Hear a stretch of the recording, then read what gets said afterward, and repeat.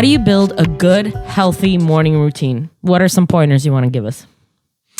Number one, don't pick up your phone right away. So like no doom scrolling? No, and I've done this, right? Guilty. So this is something that, I've done and I know I shouldn't have, because you're starting off your day, first of all, with all of these kind of like, it sounds like so simple, right? Like you're just scrolling, starting off your day, but you're starting off your day with like, looking at other people, you're comparing yourself, you're just, it sometimes it doesn't feel good to do that, right? Very easy to be envious, especially because knowing that people post the most awesome edited things in their life. Like, look, I got a new car. Look, I blah, la, la, la, la. And it's like, oof. Exactly. Let's say things aren't quite going right in your life and you're just like, great, now this person's doing this person's doing that, and here I am. Slap across the face. Right. Good morning. Exactly. And it's like, that's the first thing that you're doing. That's not going to start off your day on the right note at all. So that would be my piece of advice. Yeah. Mine is stop slapping that snooze button. Also, just like you, guilty. Yes. That used to be such a bad habit. I'd be able to, oh my God. And then I'd fall asleep instantaneously. I'd push the snooze and it's not like I'd be like rolling around like, okay, I'm about to get up. No, I'd fucking be out immediately. Gotta stop swearing. Sorry about that. No, I know what you mean. It's like, because and the other part is, you're hitting that snooze button, but what is actually happening physically?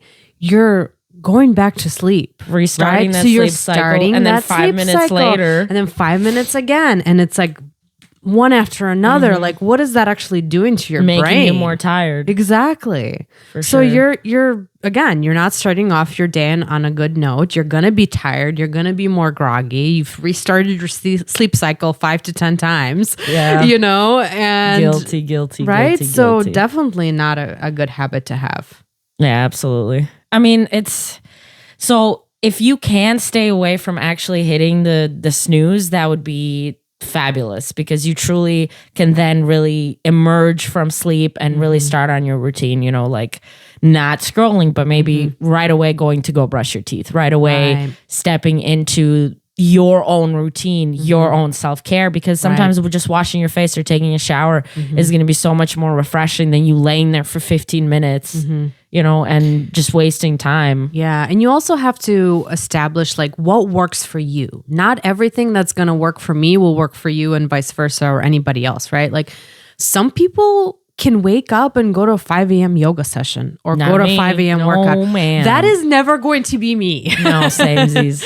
Okay, but I know that maybe later in the day I can do that or whatever, go for a walk or have a different version of that. Like you're eliciting the same maybe feeling that these people are getting from getting up early, but you're doing something that fits you. Right? Exactly. And maybe not at 5 a.m. Yeah, no way. I mean, I'd love to be that person. I'm so jealous of people who are like, oh yeah, I've already worked out and I've already done this. And it's like, oh, I want to be you. I know. But it's never going to happen for me. Like, and if you try, like, okay, maybe eventually you might be able to do it, right? But like, even eventually, dude, I have tried it. Okay. I wake up in the morning, I go for a walk, and then I'm exhausted by the afternoon because I didn't get as much sleep or something. Right. I don't know, man. It just doesn't work for me. Yeah. But back to the doom scrolling. It's not only the doom scrolling. It's not only social media. I think it's important to also be careful, because a lot of people pick up their phone and right away go through emails or work messages, stuff. and you're immediately in the work zone. It works for some people, but I think if you can give yourself 15 minutes,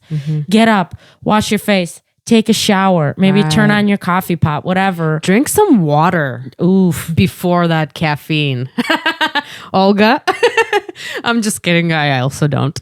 But you know what? I've been actually trying to do that recently. Like, even if it's okay, they say you're supposed to drink a glass of water. Yeah, no way. But even if it's a couple of sips, right, of some water that's, on your nightstand or something, you get up in the kitchen, you do it, right? Like it awakens your body, right? Exactly. So more so than coffee. Help. Yeah, no, I think because I do take a couple of drinks before I take a shower. I don't drink a full glass of water. I wish I did. And you know what? You know what?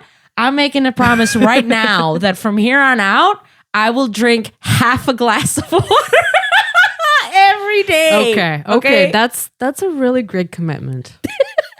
That's really great. You know what? That's actually really good. That's how you set reasonable goals for yourself.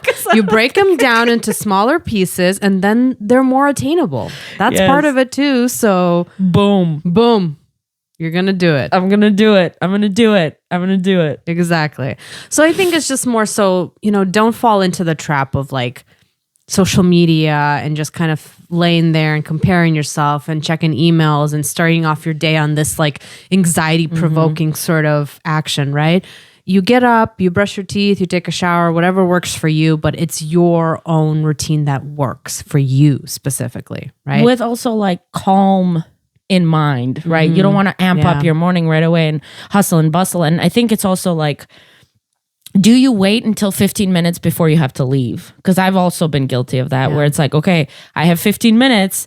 I'll snooze up until that 15 minutes and then I'm rushing through and it's like, okay, I didn't even pack a lunch. Now I'm going to be starving all day. Yep. I didn't actually get to fill up my water bottle. I'm just hoping, that I'll get some water while I'm somewhere at work, like whatever. So, I mean, because obviously the rule was, okay, I have 15 minutes, which means I can hop in the shower, get dressed, and make my coffee. 5 minutes for each, and then boom, you're gone.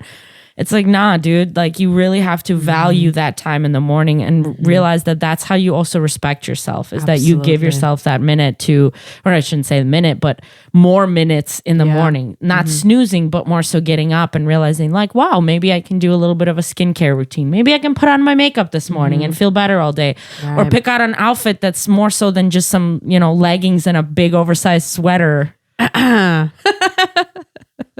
No, I mean, that is a good point, right? Like just taking, even if it's like literally those 5 to 10 minutes you would be laying there snoozing or you scrolling. Could use, or scrolling, right? You could use to actually benefit your day and start it off on a good note, and have a better day because of it. Right. So, but it's about choosing to want to do that, right? It's realizing like, okay, I'm going to do something different. Like I have vowed that I will be drinking at least 4 ounces of water, where before it was just like a couple of sips, like, okay, I did it. Yay. Right. But it's not enough. Like really, I could do a better job of just leaving my water bottle filled with enough water to be able to say, okay, I'm going to drink this when I wake up every day, because my bed is next to the bathroom. So I can literally drink that water as I'm on my way to go brush my teeth. Like that's not going to be so hard on my life, really. It's going to be the smallest adjustment in the morning, but the biggest long-term effect on how I'm going to feel throughout my day. Right, exactly. Those small actionable items really make a huge difference. For sure.